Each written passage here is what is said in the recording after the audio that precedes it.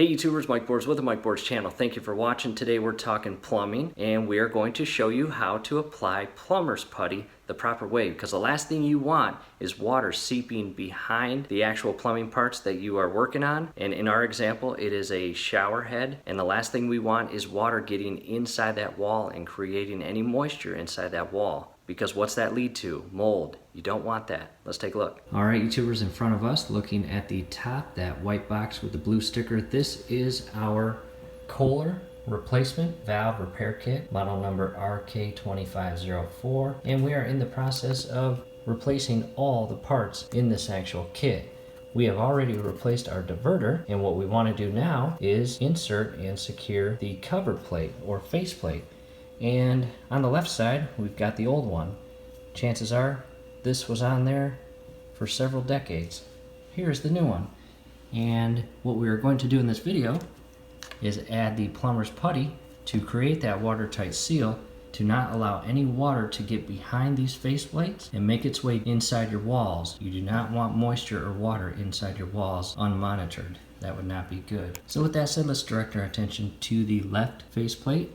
And this is plumber's putty, very old. It was applied many, many years ago.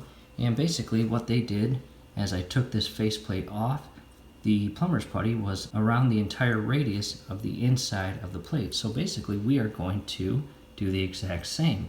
We are going to open up the plumber's putty and fill this entire inner portion of the plate. So directing our attention to the plumber's putty, we bought the Odie brand, and we are just going to pull a big chunk out, and you don't need to wear gloves if you don't want to. This is not that sticky, and we are just going to carefully insert the plumber's putty the entire radius. And our goal is to have the plumber's putty sticking above the actual faceplate, so when we apply this to the wall and push it flush with the wall, it creates that watertight seal.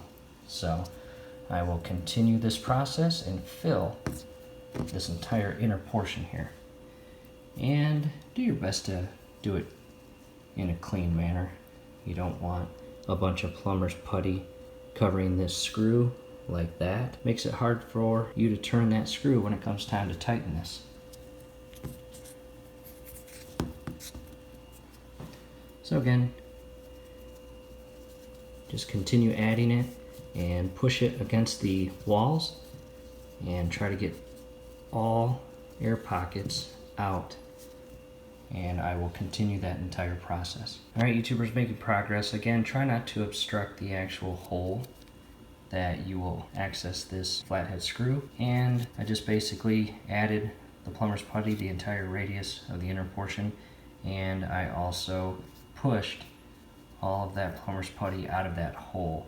We're going to try to do this in a very clean manner. Let's head back to the bathtub. Back in the bathroom, reposition the actual faceplate on the diverter, and it's also important, do your best to clean the surface of the tile, and from here, verify that the bottom portion of the faceplate where you can access that screw is positioned properly at the bottom, and just slowly and carefully press on the actual faceplate, and your plumber's putty will come out, and that's a good thing. And you'll notice that plumber's putty will also act somewhat like a glue. However, it is not glue, but it will hold your faceplate in place and get it on there pretty firmly. From here, go ahead and grab your flathead screwdriver and secure that flathead screw. Making progress. I've had that lower flathead screw secured, and again I applied pressure on the plate while I screw that in, because again you want this plate to be flush as possible with the tile. From here, just spend a few seconds and carefully remove the excess putty that was pushed out as you apply that pressure, and go around the entire radius. And from here, let's go grab a very soft rag, and we are going to polish the actual faceplate, and a little bit more of the putty right here. And all I grabbed was a soft Kleenex, and just getting the fingerprints off and any plumber's putty residue, and be careful as you shine or clean the outer edge of the plate. You don't want to remove any of the plumber's putty on the seam. And from here, come down below, make sure that the flathead screw is still accessible, and if it's not, go ahead and grab your flathead screw and remove any plumber's putty that is obstructing your actual clearance or access to that flathead screw. And from here, I'll shine up the actual diverter. Next thing I can do, grab our Phillips screwdriver and re-secure the shower pole knob. At this point, I will grab that Kleenex and shine up the actual chrome knob here.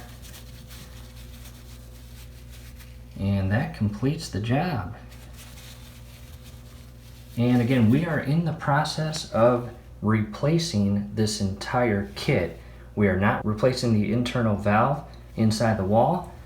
We are replacing all the parts coming out of the valve. The hot cartridge that feeds into and secures itself to the actual valve, as well as the internal seat, the handles, and the diverter. So in the event that you need guidance or step-by-step help on replacing your actual cartridge or stem, definitely check out the link scrolling above. And almost 100% of the time you will be replacing this is when your tub faucet is leaking, even with your actual knobs in the off position, because deep in this actual cartridge or stem, resting between the stem and the actual valve, is a seat and rubber gasket. And over time, those two wear out. And when they wear out, they no longer have the capability of creating that watertight seal. That's it, YouTubers. See a quick, friendly DIY project. Do us a favor, below the video, you will see that thumbs up icon.